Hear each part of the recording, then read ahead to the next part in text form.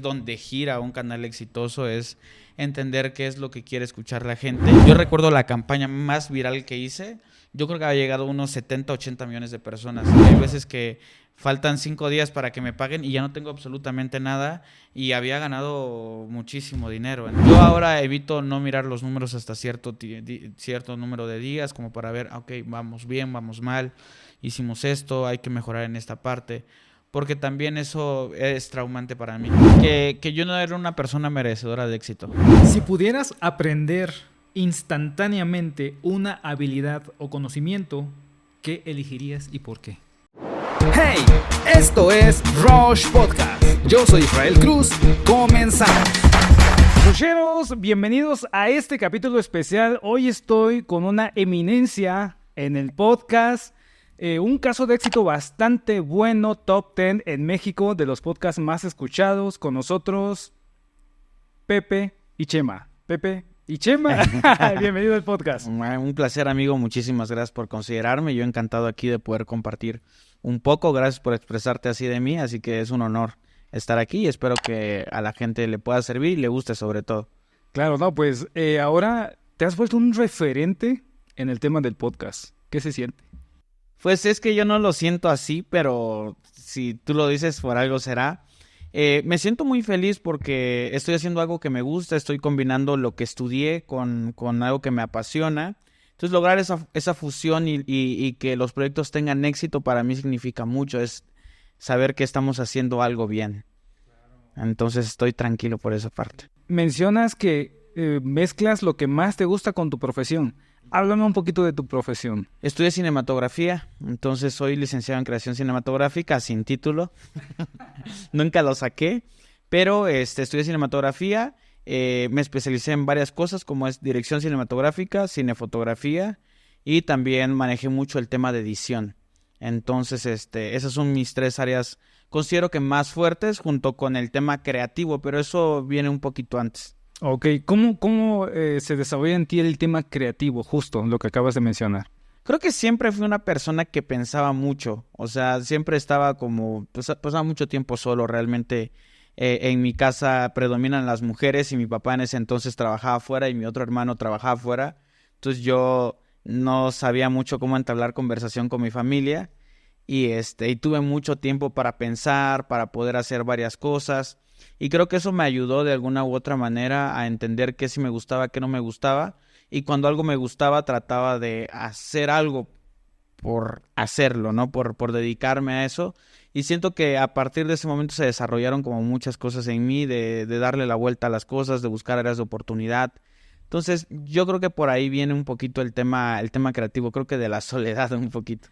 Fíjate, yo en algún momento escuché, lo decía creo que un psicólogo, que es bueno que los niños se aburran, porque cuando comienzan a aburrirse es donde en muchas ocasiones se despierta la creatividad. ¿Tú qué podrías comentar al respecto? Pues yo creo que sí tiene mucho sentido, ¿no? Porque ahora lo que sucede mucho es que cuando los niños se aburren, pues tienen acceso más fácil a una tablet, a un teléfono, y eso hace que tal vez no piensen. No busquen formas de entretenerse, formas de divertirse y que ya tengan algo que les funcione a los papás y ya.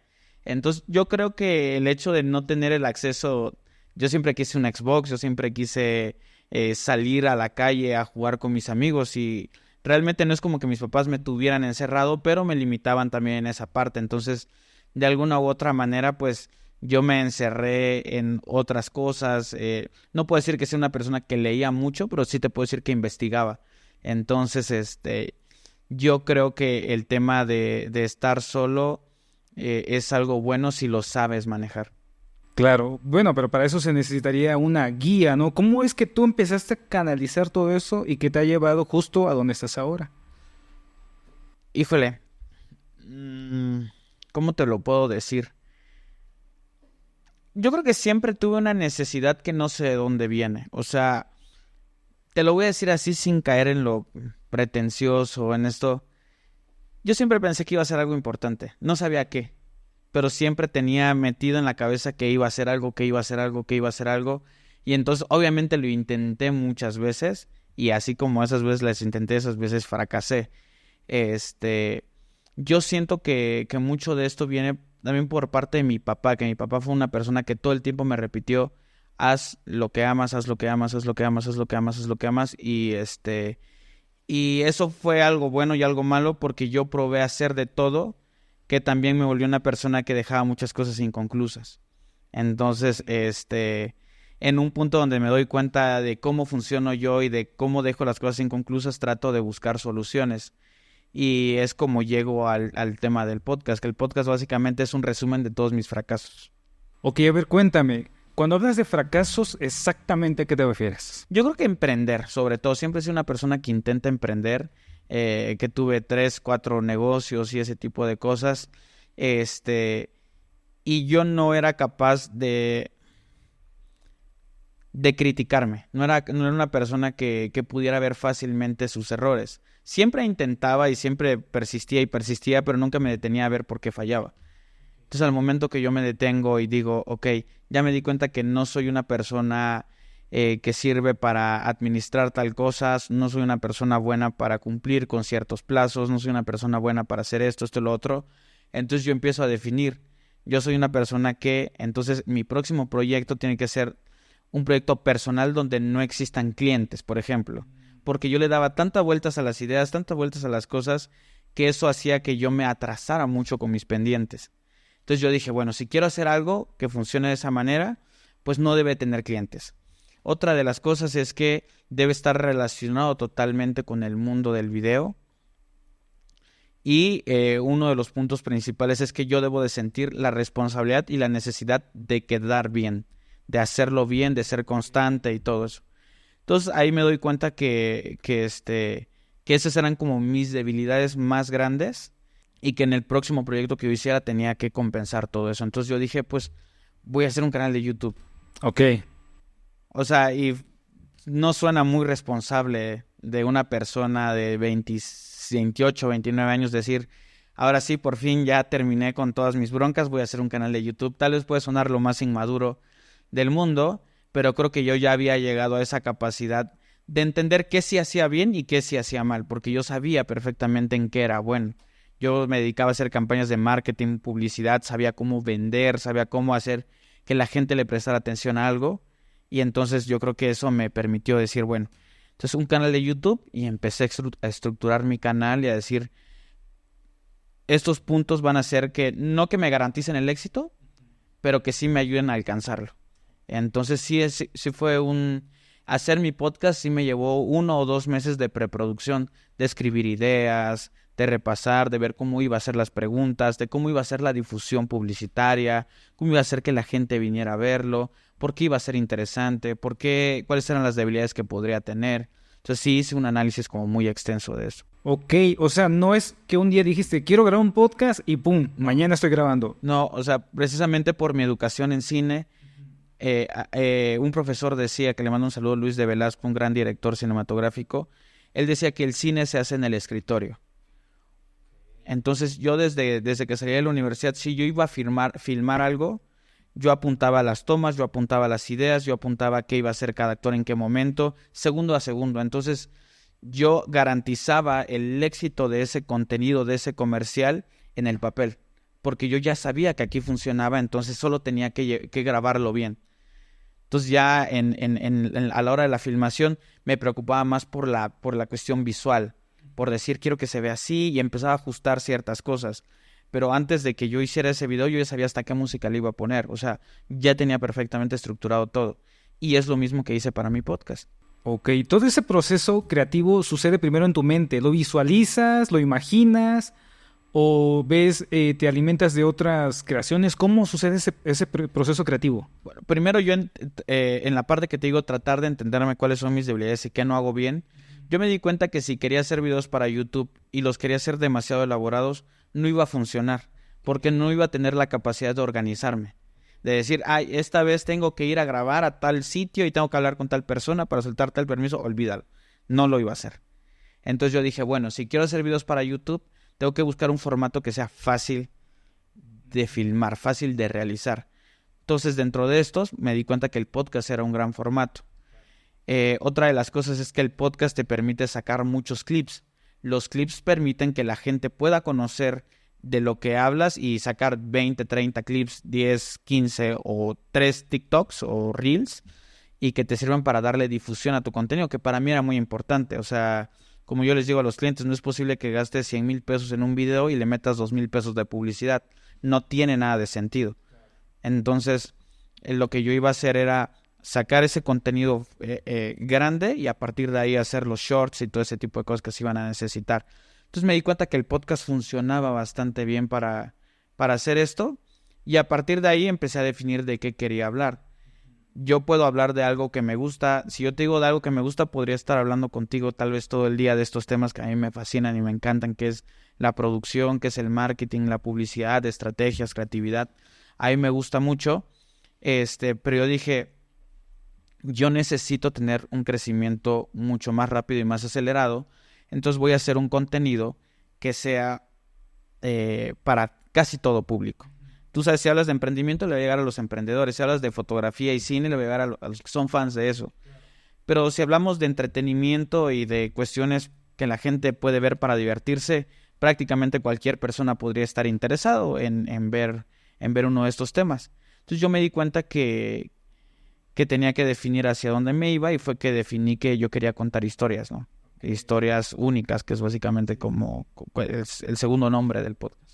Sí. Digo, el host eres tú, Pepe y Chema, y Historias Únicas es como que... Un subnombre que le puse ahí al proyecto, porque cuando yo me doy cuenta que estoy como en el top 3 de Spotify y mi podcast se llamaba Pepe y Chema y la portada era un monito así, entonces yo dije, si ahorita estoy en el top 3 y hay gente nueva que está revisando ese top para ver qué consumir, un monito así y que diga Pepe y Chema no va a significar nada para ellos.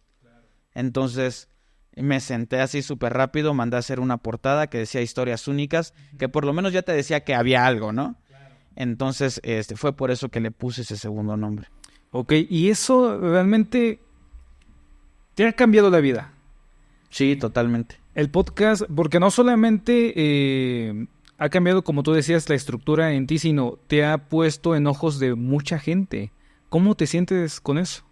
Pues yo, como siempre lo he dicho, para mí es algo increíble. O sea, yo no me imaginaba que mi vida pudiese cambiar tanto en menos de 1 año y medio. O sea, la semana pasada estaba en un show en el Lunario del Auditorio Nacional ante 500 personas y para mí ver ese tipo de cosas es como algo que no te lo imaginabas. Te lo voy a decir así nuevamente. Yo sentía que algún día iba a poder hacer algo, no sabía qué. Y eso es parte de lo que yo había soñado. Digo, de repente puedo pensar en un auditorio nacional o algo mucho más grande y sé que se puede hacer, pero requiere más trabajo. Entonces, aprendí mucho que todo con trabajo se logra, así que estoy tranquilo. O sea, yo siento que llevo el propio ritmo de los resultados y de las cosas. Y y pues eso me da tranquilidad, pero también me estresa porque sé que tengo una responsabilidad muy grande. Claro. Oye, cuando en este podcast justo que hablas de historias increíbles, has tenido muchísimas historias increíbles. ¿Alguna vez alguna de esas historias te ha causado problemas? Que me cause problemas tal cual, yo considero que por lo pronto nadie ha venido a decirme, oye, ¿por qué publicaste esto? ¿Por qué hiciste lo otro? Obviamente también lo hago con mucho cuidado. Recientemente saqué un podcast de una rescatista de animales que se estaba peleando con otro famoso rescatista de animales.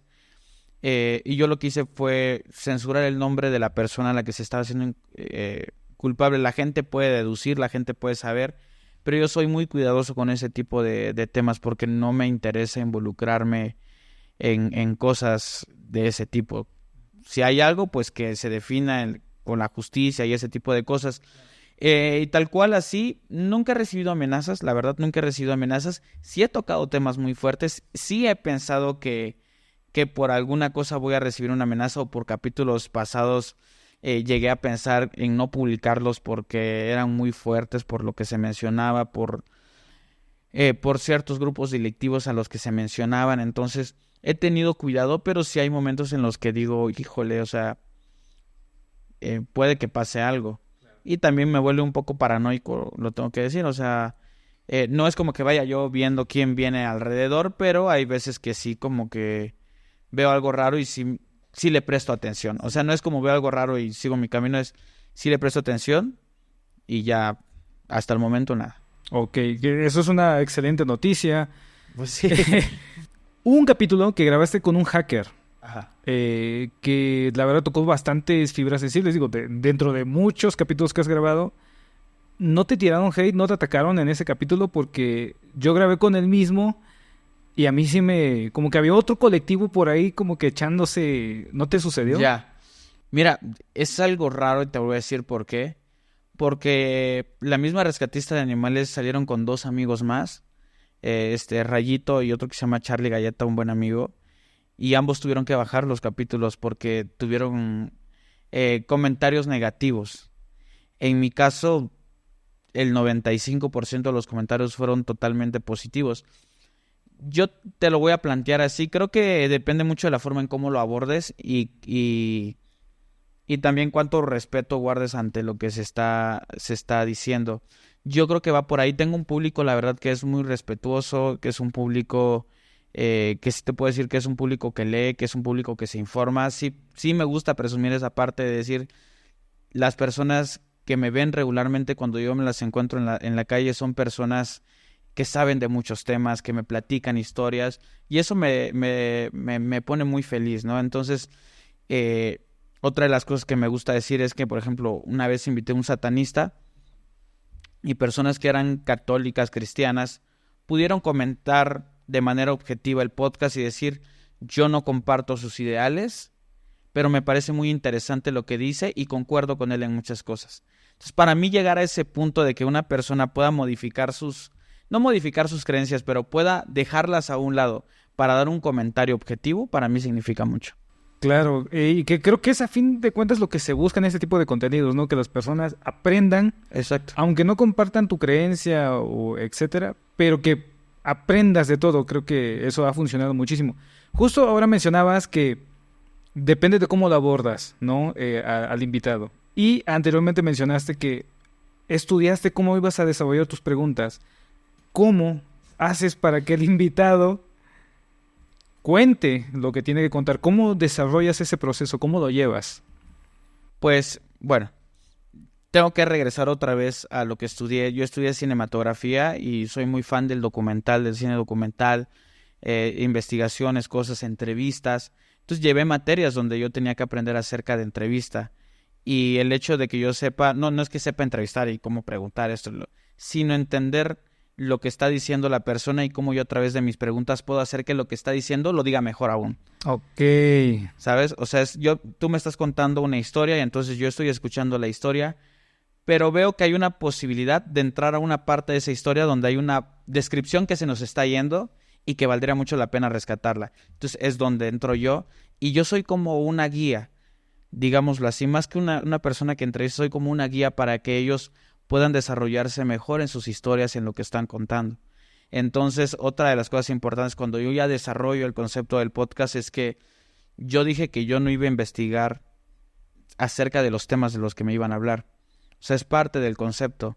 ¿Por qué? Porque si tú y yo nos ponemos a hablar ahorita de marketing, de publicidad, de emprendimiento, una persona que no sabe de eso seguramente no va a entender de lo que estamos hablando. Entonces, para mí es importante que cuando voy a hacer una entrevista a un médico forense, el público y yo seamos tan ignorantes que podamos aprender juntos de lo que está diciendo el invitado.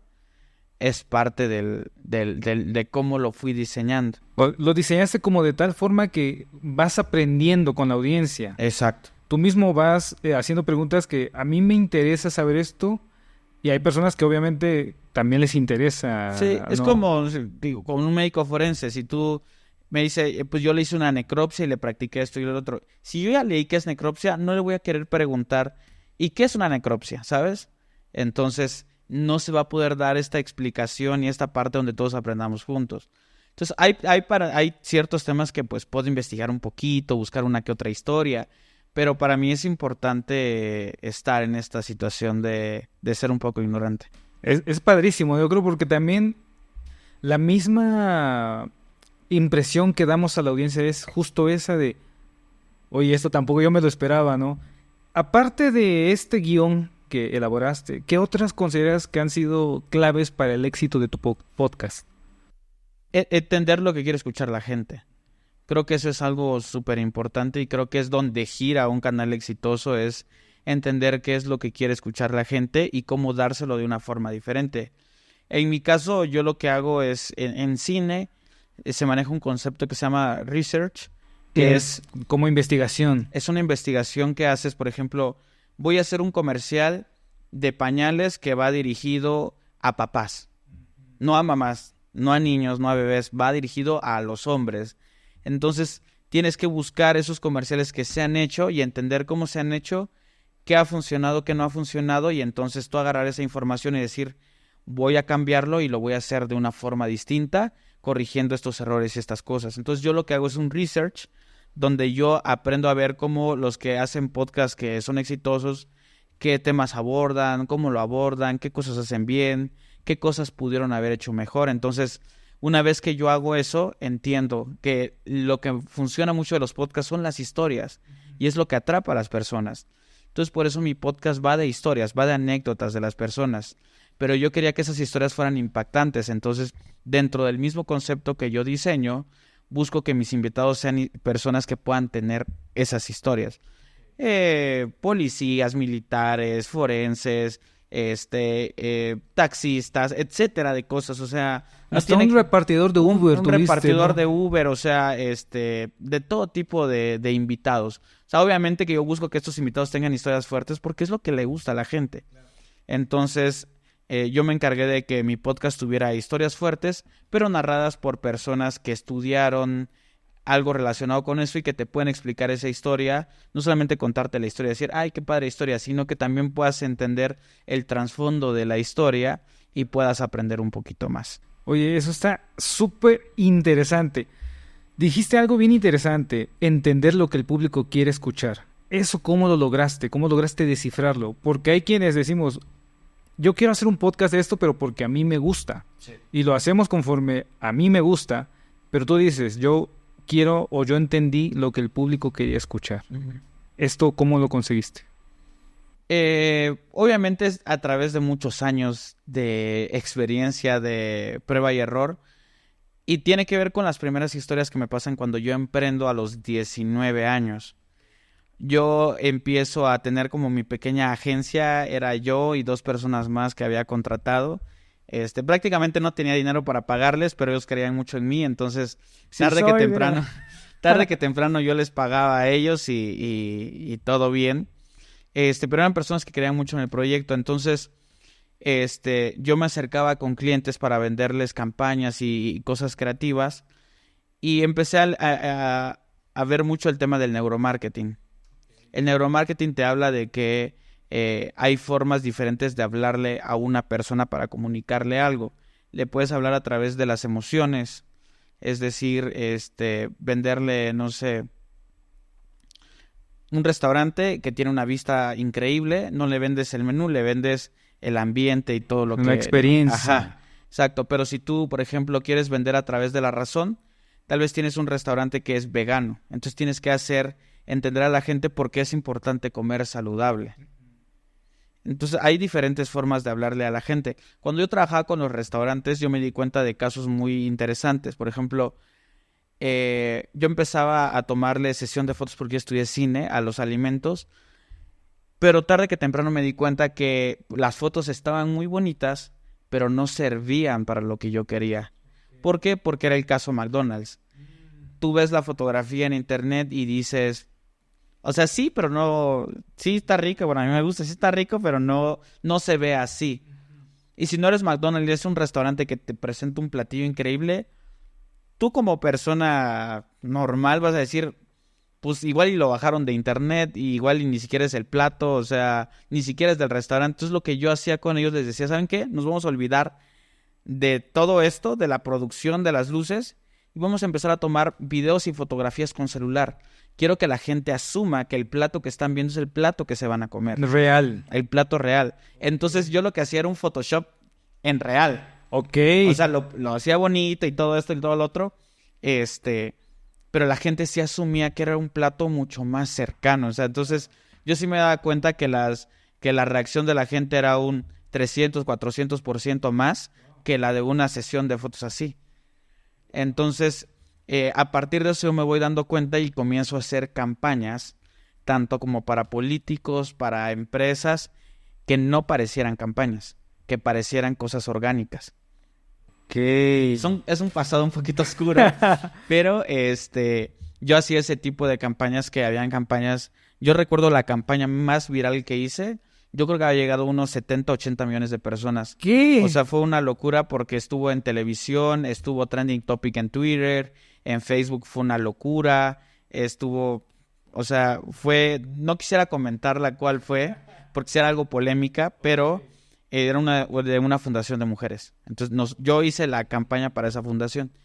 Entonces yo me di cuenta de ahí que en teoría el cómo hacer cosas para que la gente reaccionara ante ello, para que la gente no fuera como un comercial de YouTube que lo saltas en 3 segundos, que no fuera una cosa que ves en televisión y ya. Y mi novia que está aquí no me va a dejar mentir. Yo veo muchos comerciales, yo veo hasta los espectaculares y los analizo y le digo, esto está mal porque no está comunicando bien, no está haciendo esto, no está haciendo lo otro. A mí me encanta, yo cuando siento a ver televisión, me encanta ver los comerciales, te lo juro. Okay. O sea, yo estoy así como fascinado viendo, este estuvo muy bien por esto y por esto, por lo otro, yo hubiese cambiado esto. No quiere decir que yo sea el perfecto y que lo hago súper bien, pero me gusta analizar, disfruto mucho esa parte. Como que andas en un aprendizaje continuo. O sea, tú vives en este modo, en este mood de todo el tiempo estar aprendiendo. Claro. ¿Qué funcionaría, qué podría no funcionar para aplicarlo a tus proyectos, me imagino? Claro. Sí, o sea, digo, yo estar aquí, yo ya también analicé varias cosas que me gustaron, que están padres, otras cosas que yo corregiría, pero te lo digo, o sea, en ese aspecto, de la buena onda, que está como padre, pero es un ejercicio que yo hago todo el tiempo. A ver, pero por ejemplo, haciendo ese ejercicio ahorita que nosotros, me voy a justificar, estamos empezando, ¿no? Ok. Pero por ejemplo, tú ahora que ves, ¿qué dirías? Ok, yo cambiaría ese fondo y esa lámpara para acá, porque la gente me va a ver mucho más tiempo a mí que a ti, porque yo soy el que está hablando. Entonces tal vez la imagen o la pared de atrás está muy blanca y necesita un poquito más de profundidad. Ok, textura. Pero está bonito, o sea, lo veo y me gusta. Seguramente en esa cámara se ve increíble. Pero ese tipo de cositas, o de la luz, o esto, lo otro, pequeños ajustes, pero simplemente son cosas que las hago automáticamente y me gusta hacerlo, disfruto. Y aparte es padre porque tú dices, bueno, ya sé qué no debo de hacer. Por favor, producción, cámbienme. Sí. Cámbienme la mesa. No, pero qué bueno. ¿Y qué más agregarías? Pues, digo, de lo que veo, tendría que ver las cámaras y ese tipo de cosas, pero creo que está bien fuera de todo eso. Me gusta la mesita, un buen detalle. Yo quitaría la cinta de ahí, no creo que se vea, pero no se vea. O sea, son pequeños detalles, claro, ¿no? Que hay cosas que no se ven, pero hay un concepto que me gusta mucho que se llama ganancia marginal. Ganancia marginal es que una pequeña cosita, un pequeño cambio en un cierto determinado tiempo puede hacer una diferencia. Es decir, yo voy corriendo y procuro correr 1 metro más que la persona que viene al lado mío por cada minuto. Al paso de 60 minutos yo le voy a llevar 60 metros. Ok, es como el típico dar el extra. Sí, es un poquito, son pequeños detalles, pero por ejemplo eso, ¿qué pasa si esa persona que está corriendo y que quiere sacar esa ventaja se compra unas tenis mejores que le pueden ayudar?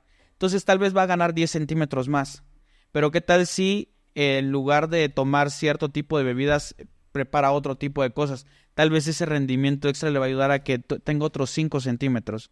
Entonces las ganancias marginales son ganancias muy pequeñas, pero que a largo plazo hacen una gran diferencia. Entonces eso se encuentra en los detalles.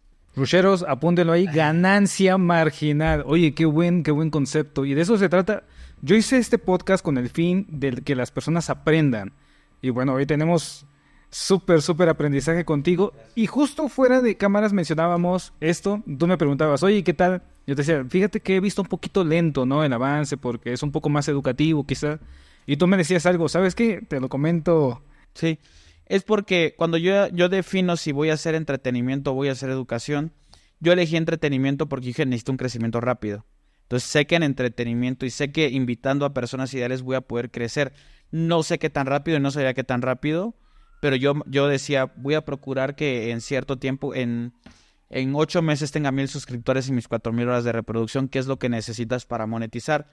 Yo lo tiraba a 8 meses, lo logré en 24 días. Fue una Sí, locura, evidentemente. una locura. Pero yo le estaba tirando a largo plazo. O sea, yo dije, va a ser el primer proyecto donde voy a sentar y voy a ser paciente. Entonces, cuando yo defino qué es entretenimiento, yo digo, voy a ganar menos por cada 1,000 reproducciones, porque en educación ganas más por cada 1,000. Entonces, yo sabía que si hacía educación, tarde que temprano lo iba a poder lograr, pero el crecimiento iba a ser un poquito más lento. Y yo lo que hice es crecimiento más rápido para posicionar también futuros canales. Si hoy quiero hacer un canal de emprendimiento, me va a ser muchísimo más fácil a mí jalar gente para que me venga a ver. Sí, totalmente. De hecho, ha funcionado junto con los otros canales que has iniciado. Exacto. Y me gustaría abordar ese tema.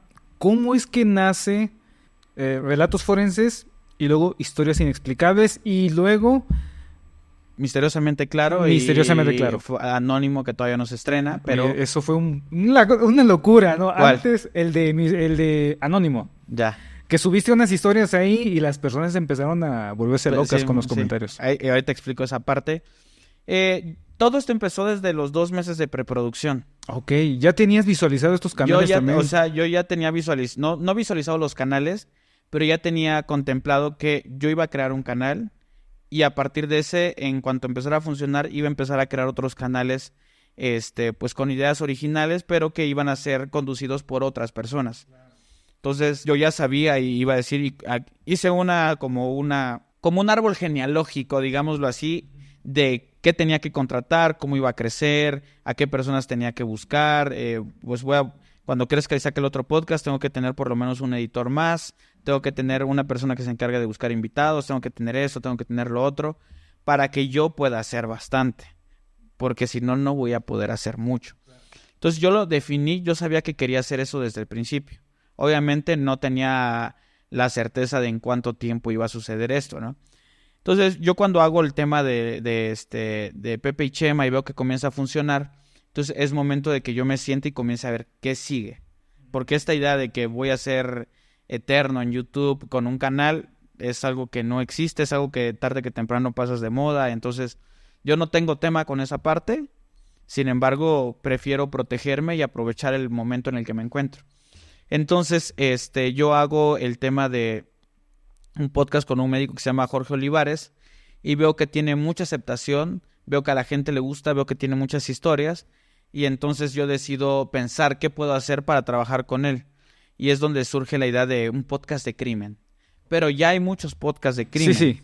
Entonces, la diferencia de este podcast cuando estuve analizándolo es que era un podcast de crimen, pero los crímenes iban a ser narrados por las personas que investigaron esos crímenes, que es una gran diferencia a que tú te aprendas una historia, yo me aprendo una historia y platiquemos acerca de crímenes. Claro. La ventaja es que aquí lo vas a tener con expertos y vas a poder entender la psicología, vas a poder conocer diferentes aspectos que pueden ser interesantes. Entonces, yo hago relatos forenses y es un boom, funciona muy bien, a la gente le gusta, entonces yo dije, vean, o sea, ya vamos 2-0, ¿no?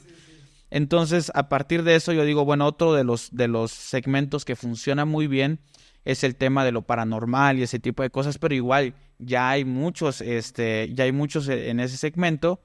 Entonces, decido plantear un proyecto y lo hago con un buen amigo que se llama Johanan Díaz Vargas.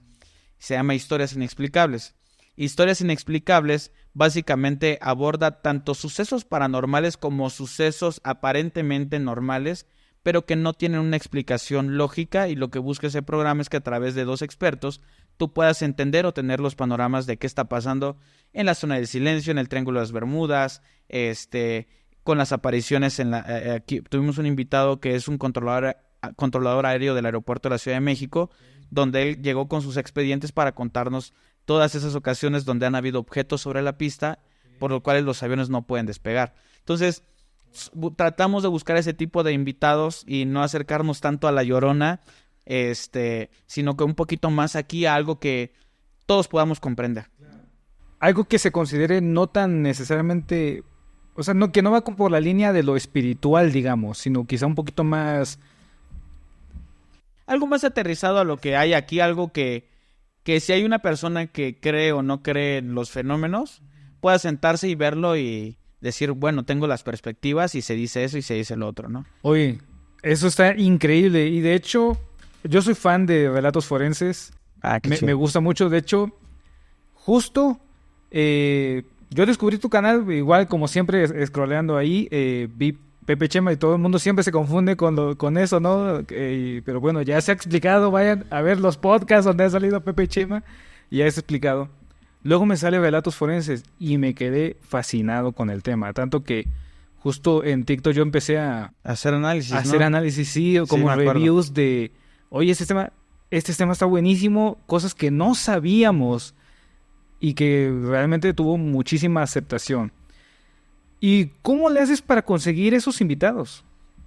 Por ejemplo, la doctora Vilma. La doctora Vilma es una grafóloga. Ella había grabado conmigo, pero era un capítulo que yo no había publicado porque siento que le faltaba algo. Pero yo sabía que era una persona inteligente. Entonces, cuando estoy haciendo relatos forenses y veo que el rendimiento del canal es bueno, pero no es lo que yo quiero, entonces decido cambiar todo esto y ahora invito a un experto y al doctor Jorge Olivares para que hagan análisis acerca de un caso famoso. Sí, wow. Entonces ahí hacemos el caso Polet, hacemos lo de Diego Santoy, hacemos varios y yo digo, bueno, o sea, tener un experto más el otro experto analizando un caso de este tipo le va a dar una perspectiva totalmente diferente a la gente y cuando yo pensé en esos expertos yo dije, bueno, la doctora Vilma es una persona que cuando yo la invité se preparó, hizo investigación, hizo cosas, entonces voy a hablar con ella y le voy a decir, oye, ¿te interesa venir a Relatos Forenses? Pero tienes que aprenderte un caso así de pi a pa y venirnos a contar, y el doctor Jorge Olivares te da retroalimentación. Entonces es un poco el ir analizando también las posibilidades de las personas y decir, aquí veo talento. Y entonces yo junto a otra persona que tiene talento. Ahora la doctora Vilma es parte del podcast, tiene una sección. Y así estoy trabajando para que Relatos Forenses tenga casi que una sección diferente cada día, donde no se compite el podcast con el blog, porque ahora van a haber también exploraciones urbanas, pero estas exploraciones van a ser a los lugares donde sucedieron los crímenes para que tanto el doctor Olivares como la doctora Vilma puedan explicarte la mecánica de cómo pasó todo, ¿no? ¿Cómo sería un peritaje, más o menos, tratando como una recreación de los hechos? Exacto, de algún caso famoso. ¡Wow! Oye, y con el otro que viene en camino, el Anónimo, ¿cómo surge esa idea? Anónimo es un proyecto que siempre tuve en la mente, que siempre lo quise hacer. De hecho, creo que nace antes de Pepe y Chema, Anónimo. Ok. Pero yo dije, híjole, ahorita para conseguir esas historias va a ser un poco complicado. Entonces yo decido retrasar el estreno de Anónimo. Pero bueno, para dar contexto, Anónimo es un podcast donde la gente puede hacer confesiones siempre y cuando sean de manera anónima. Entonces nos mandan historias que son impresionantes, personas que descubrieron que su papá mató a la mamá, que el chico que se enamoró de su mamá, el cuate que perteneció a un grupo de WhatsApp donde se dedicaban a molestar a personas para que estas personas o cerraran sus redes sociales o se terminaran quitando la vida.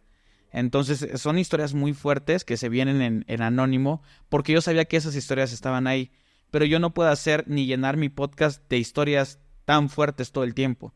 Yo sé que hay historias que funcionan y que me dan muchísimas vistas, y hay otro tipo de historias que tal vez no me dan muchísimas vistas, pero yo quiero tenerlas en el canal, porque son historias que me parecen importantes y que los verdaderos fans y seguidores del canal se van a dar el tiempo de verlas.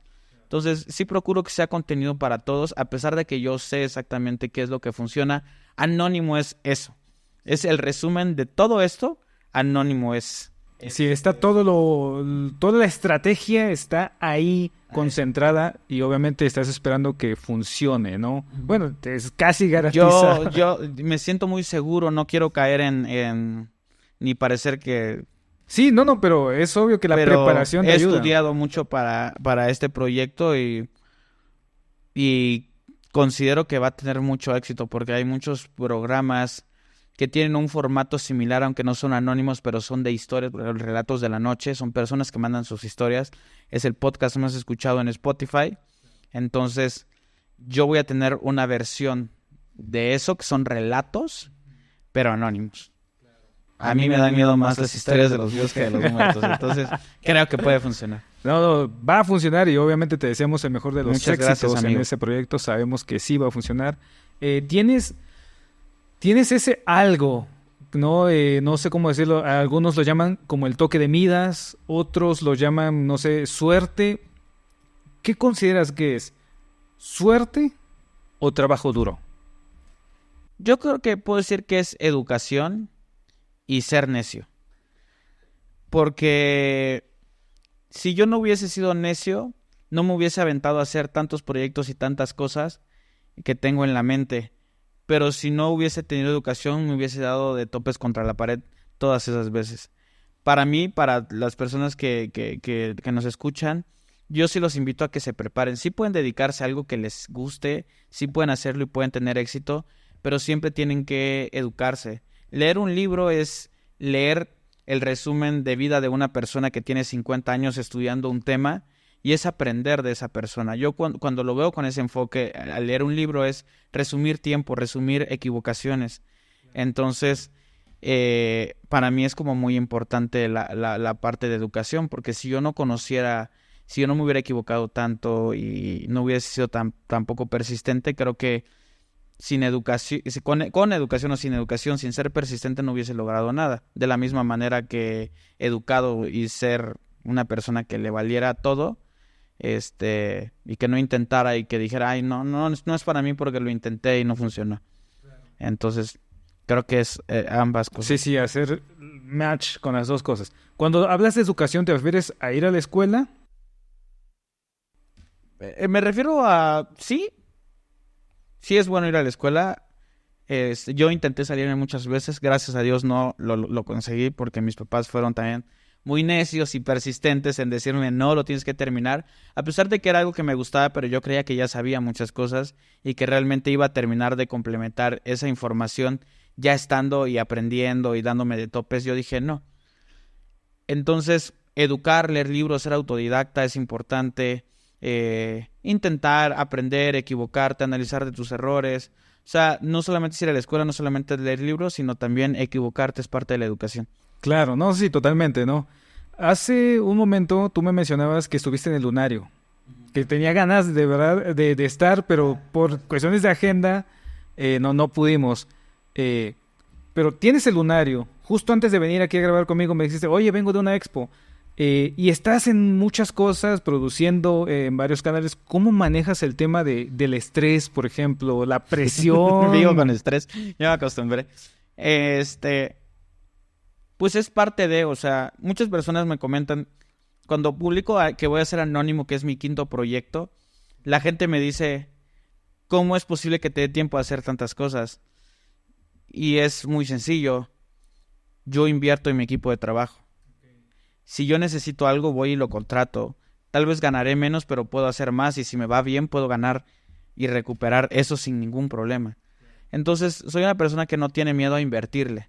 No tengo miedo a acabarme mi dinero, eso, y mi novia lo sabe, que hay veces que faltan 5 días para que me paguen y ya no tengo absolutamente nada y había ganado muchísimo dinero. Entonces, porque todo el tiempo estoy invirtiendo, también a la gente que trabaja conmigo es decirle, ¿sabes qué? Tenemos este próximo proyecto, si funciona, si lo logramos posicionar, yo te voy a aumentar el sueldo a tanto. Entonces también es una motivación para ellos el hecho de decir, venga, o sea, tiene que funcionar, tiene que haber compromiso. Yo estoy aquí, pero mi equipo sale a las 6 de la tarde, pero ahorita están esperando a que lleguen unas tablarrocas para ajustar y hacer unas modificaciones en el nuevo estudio. Ellos están comprometidos, entonces, para mí es muy importante tener un equipo de personas que puedan hacer lo que yo no sé hacer bien. Si yo no sé organizarme, tengo que tener una persona que sepa organizarse. Si yo no le puedo dedicar tanto tiempo a editar, pues tengo que tener una persona que lo haga bien. Si yo no puedo dedicarme tiempo a buscar invitados, tengo que tener una persona que siga las indicaciones mías para conseguir esos invitados. Si yo no puedo subir un TikTok, un Reel, consigo una persona para que lo haga. Entonces, no tengo miedo de hacerlo ni invertir porque sé que constantemente estoy buscando nuevas alternativas para seguir ganando más. Y no es que lo haga por dinero, porque tampoco soy una persona que se esté comprando muchas cosas. Me encanta comprarme cámaras, me encanta o sea, para mí eso es como comprarme, no sé, una bolsa de Louis Vuitton, es comprarme una es el cámara símil, para mí. ¿no? A los lujos Sí, claro. y así los Y claro que también pues de repente lo que sí disfruto es mucho irme a comer, irme a cenar a un lugar, pasármela bien o poder salir de viaje un fin de semana, o sea, son esas cositas las que disfruto y también poder ayudar a mi familia, ¿no? Que es otra cosa. Sí, totalmente. Justo que hablabas de dinero, te voy a hacer una pregunta que yo creo que todos quisiéramos saber, ¿no? ¿Cómo gana dinero Pepe y Chema? A través de la monetización de sus videos, de la publicidad. Ahí es donde principalmente gano dinero yo. Subo un video y si tiene muchas reproducciones, pues podré ganar dinero. Y si tiene pocas, pues igual y gano, pero no mucho. Claro. Entonces, es lo principal. De repente hay uno que otro patrocinio, personas que se interesan en ofertar un producto o un servicio a través del podcast, ya sea a través de un anuncio que ellos coloquen o que yo lo mencione. Es algo muy esporádico, realmente no lo hago tanto. Yo monetizo a través de Spotify, que es una gran plataforma, te apoyan muchísimo. Spotify para mí es increíble la forma en cómo ellos se preocupan porque el creador siga creando y le vaya bien. Ellos me consiguieron el lunario, ellos me llevan a dar conferencias acerca de marketing, de publicidad. Voy a dar una ahorita en un lugar que se llama Bitcoin, que es una reunión donde se juntan los mejores youtubers y las agencias que invierten publicidad y que buscan contratarlos.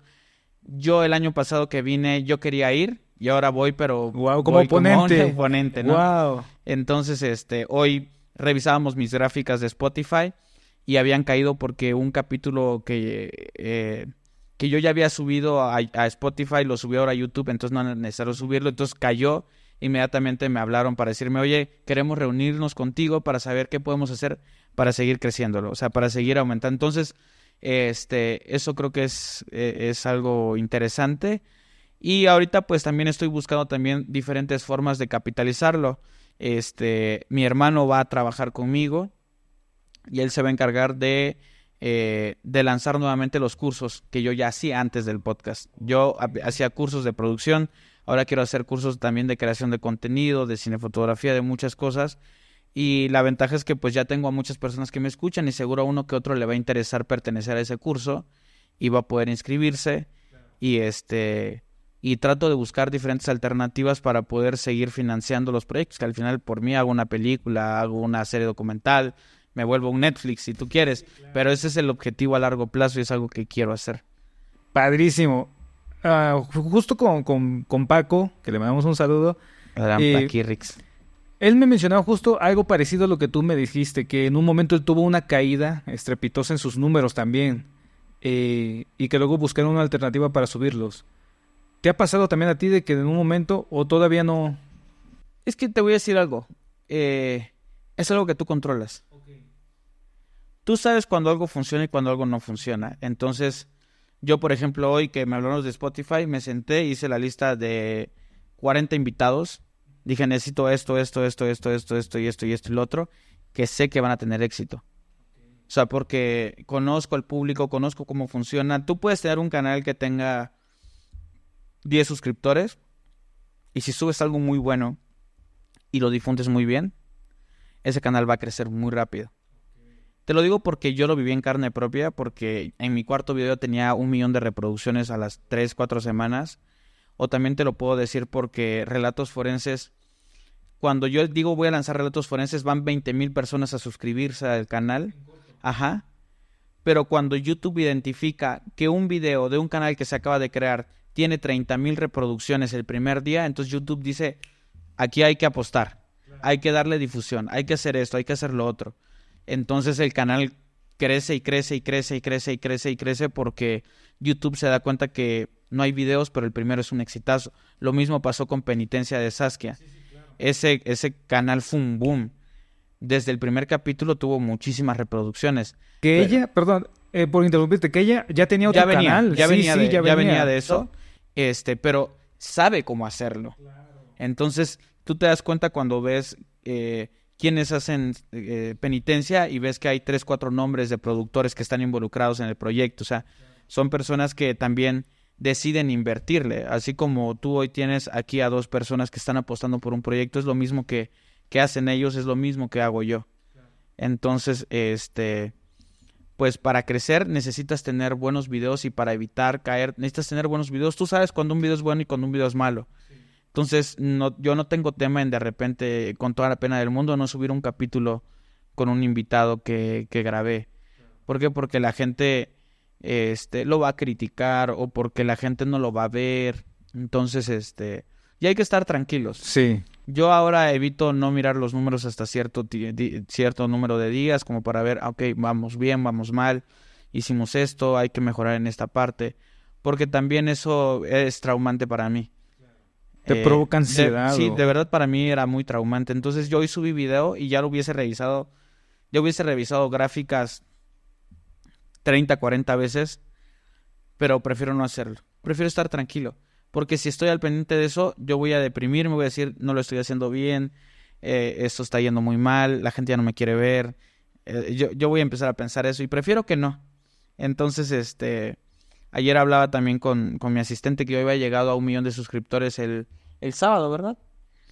Y ni siquiera lo celebré, ni siquiera me emocioné, ni nada de eso, porque ella me dijo, me imagino que tú ya estás pensando en cómo vamos a llegar al 2.º millón, ¿no? Y en parte sí, en parte no. Para mí, pues obviamente es padre decir qué chido, qué cool y todo. Pero gracias a Dios no me emociono por ese tipo de cosas.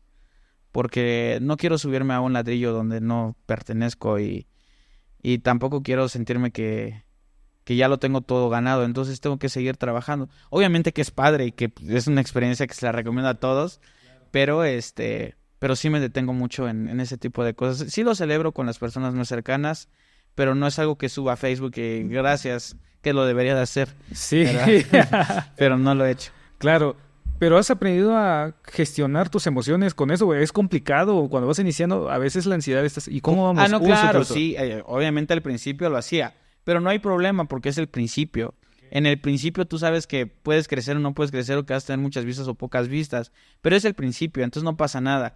Pero cuando ya vienes arrastrando videos que tienen 5, 6, 7, 8, 10 millones de vistas y estás acostumbrado a un cierto número, a que subes el video y tenga 200,000 vistas cuando lo subiste y de repente subes un video y tienes 50,000, entonces ahí es donde viene esa parte, o sea, donde viene esa parte de decir, híjole, le estoy fallando al público, ya no me recomienda YouTube, o sea, esa parte es la difícil para mí. Sí, que te empiezas a crear hipótesis, ¿no? En tu mente. Pero realmente tú lo controlas. Yo puedo hacer un muy buen capítulo la siguiente semana y se recupera y todo va a estar bien. Entonces prefiero no darle pensamiento a eso. Y que también se parezca orgánico, ¿no? Como que pues ahí va. Sí, sube y baja, o sea, sube y baja. Y yo también trato de que mi canal, por ejemplo, Pepe y Chema es un podcast a la semana, pero ahora estoy viendo meter más contenido a la semana. O sea, por ejemplo, tengo un blog que sale cada viernes. Ahorita quiero hacer unos en vivos. Estoy buscando diferentes alternativas para que siempre haya contenido, pero que esté bajo el sello de calidad que trato de darle a la gente. Claro, correcto. Oye, hay una dinámica que quisiera hacer contigo. Un duelo de frases, como que las frases más chidas que me han ayudado o me han motivado a salir adelante, ¿no? Por ejemplo, a mí me gustaría empezar... Y una de las frases que más me ha motivado es una que me dijo mi papá, que es, no esperes que te digan las cosas para hacerlas, hazlas, ten iniciativa. Y esa frase a mí me ha abierto muchísimas puertas. ¿Qué frase te...? Yo creo que hay 3 frases para mí que son clave. Una de ellas es muy similar a la que tú dices y la dijo Steve Jobs, que la gente no sabe lo que quiere hasta que no lo tiene enfrente. Entonces eso te permite de alguna u otra manera decir, bueno, ¿qué quiere la gente? No sé, ¿cómo yo puedo hacer que cuando lo tenga enfrente lo quiera, lo desee? Entonces, eso es una cosa. Otra de las frases es que todo pasa. Y que todo pasa tanto lo bueno como lo malo. Entonces, la semana pasada a mí me estaba llevando, porque venía el lunario, porque ese mismo día me tenía que cambiar de oficina, tenía que mover todo, tenía que entregar todo, tenía que pagar todos los recibos, tenía que ver que todo estuviera en orden, mis papás vinieron, entonces yo no tenía dónde quedar, dónde dejarlos para que se quedaran. Entonces, era una locura de muchas cosas, pero yo sabía que al final del día todo eso iba a pasar, o sea, lo tenía claro. Entonces eso me daba un poco de tranquilidad, aunque el estrés seguía estando. Lo mismo que el lunario, o sea, yo dije, voy a salir y no sé si me voy a acordar de lo que tengo que decir, si me voy a quedar callado arriba, porque la gente pensará que uno es así, que está acostumbrado a las cámaras. No es cierto. Yo salí y me estaba muriendo de miedo, pero al minuto, 2 minutos, yo entendí todo y ya, o sea, hice lo que siempre hago, no traté de ofrecerle a la gente algo diferente porque la gente quería ver lo que ya hacemos, cómo es una plática normal, cómo es grabar Pepe y Chema, qué es lo que sucede en una filmación, las bromas que se hacen, etcétera. Entonces, yo no me limité a estar aquí todo preocupado, sino que traté de poco a poco liberarme en esa parte. Y otra de las frases es que, no sé si se defina bien, pero tiene algo que ver que el carpe diem, que es eh, hacer todas las cosas día con día, o sea, ser persistente, ir avanzando poco a poco. Ok, correcto. Que por cierto, paréntesis, en el lunario cuando grabaron, ¿había un guión? ¿Era como que todo preparado o fue así tal cual el podcast? Tal cual como lo hago, y por eso era mi nervio. Ok. Y en algún momento, ¿y qué tal si me equivoco? ¿Qué tal pasaron esas ideas por tu mente? Sí, pero también busqué soluciones para eso. Entonces yo llevé mi iPad y yo conocía las diapositivas de ellos. Entonces cada vez que ellos cambiaban una diapositiva, yo avanzaba a la siguiente. Entonces ya sabía de qué iban a hablar en la siguiente diapositiva. Entonces me da tiempo de poder yo preguntar alguna otra cosa. Decir, oye, ¿no te ha pasado como esto? ¿No has hecho esto, lo otro? No, sí, fíjate que me pasó esto como lo otro. Y entonces yo agarro esa historia y digo, oye, ¿y algún otro caso, por ejemplo, donde haya involucrado a un niño? Yo ya sabía que venía el caso de un niño, ¿no? Entonces, también busco mis formas de blindarme y y también tengo preguntas que me sacan de apuros, ¿no? O sea, preguntas que siempre van a estar ahí por si algo no sale, por si de repente el invitado me está hablando y yo estoy pensando qué le pregunto en mi cabeza. Siempre tengo esas preguntas de respaldo y también aprendí a disfrutar la plática. O sea, antes me la pasaba pensando qué iba a preguntar y ahora ya es como un poquito más tranquilo. Lo escucho, presto atención y trato de ver cómo mejorar el discurso que está dando y a partir de eso puedo deducir una pregunta. Tampoco tengo tema de repente en parar la entrevista y decirle, oye, ¿sabes qué? Ya no sé por dónde ir, apóyame qué historias tienes para saber qué te puedo preguntar y cómo lo podemos mejorar. Pero yo me detengo para que entre el invitado y yo podamos buscarle una solución y que el capítulo pueda quedar bien. Es algo que les sorprende mucho a mis amigos porque permíteme esto, lo digo fuera del aire, oye, ¿tendrás una historia como de esto? O la historia que contaste me la puedes volver a contar, pero puedes agregar estos detalles. Entonces yo voy como si estuviese haciendo una película, ¿sabes? Toma 2, toma 3. Ya. O sea, vas dirigiendo literalmente. Yo dirijo una Sí, entrevista. claro. Al igual que las entrevistas del doctor Jorge, yo estoy atrás escuchando las entrevistas y oye, regularmente siempre lo dejo que lo haga porque lo hace muy bien, ahora ya lo hace muy bien, pero cuando yo siento que es necesario que yo interrumpa la entrevista, le digo, oigan, perdónenme, Jorge, hay que retomar esto, o hay que decir esto, o hay que hacer lo otro, o a veces Jorge se detiene y me dice, Pepe, ya no sé qué preguntar, ¿tienes alguna idea de por dónde podemos ir?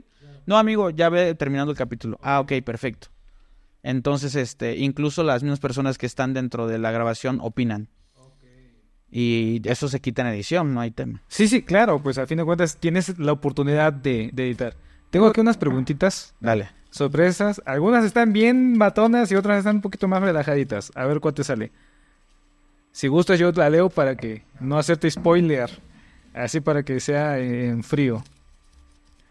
Esta pregunta, caray, dice, ¿hay alguna creencia que tenías en el pasado y que ha cambiado radicalmente?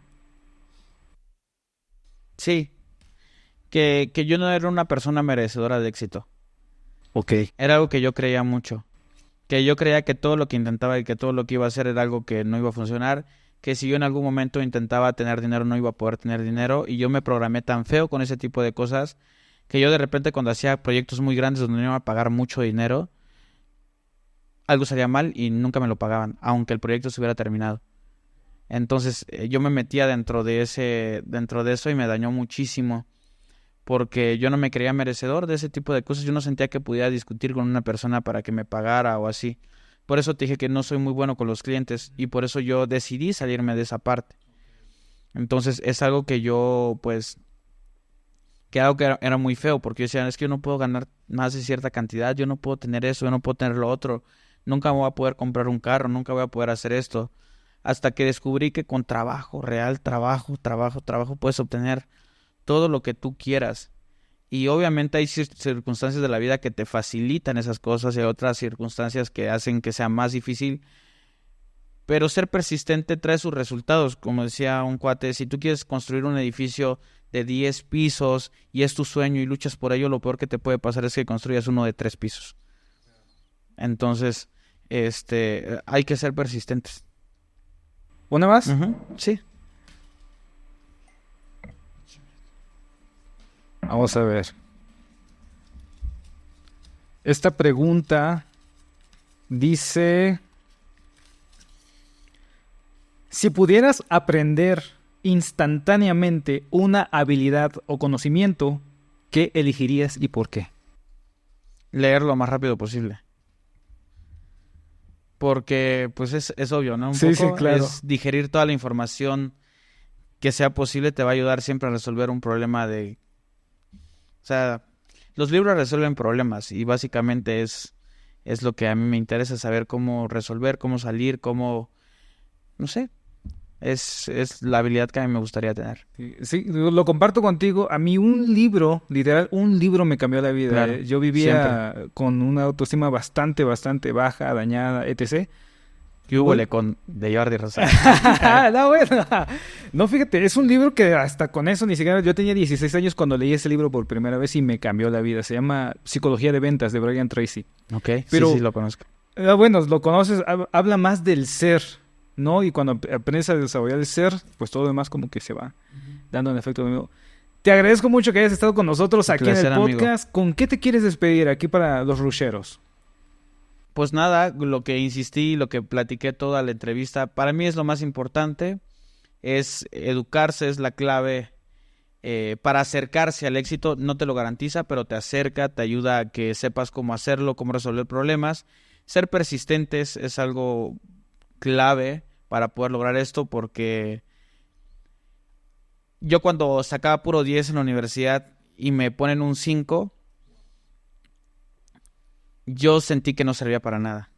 Entonces es bueno equivocarse y es bueno ser persistente. Entonces hay que aprender también de los fracasos. Para mí es lo más importante. Siempre que veo un jugador de fútbol como Haaland que mete un gol por partido y de repente 2 partidos no mete gol, yo siempre me pongo a pensar qué estará pasando por la mente de este cuate. Se ha de sentir fracasado, se ha de sentir, pero ha hecho tantas cosas, ¿sabes? Entonces, digo, nada más esa parte. Correcto.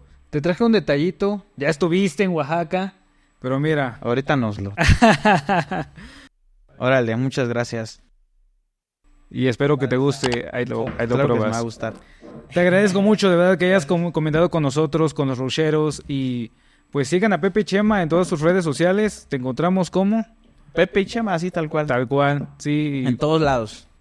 Muchas gracias por estar con nosotros, Pepe. Gracias, de verdad. Muchas gracias a ti, amigo. Bye.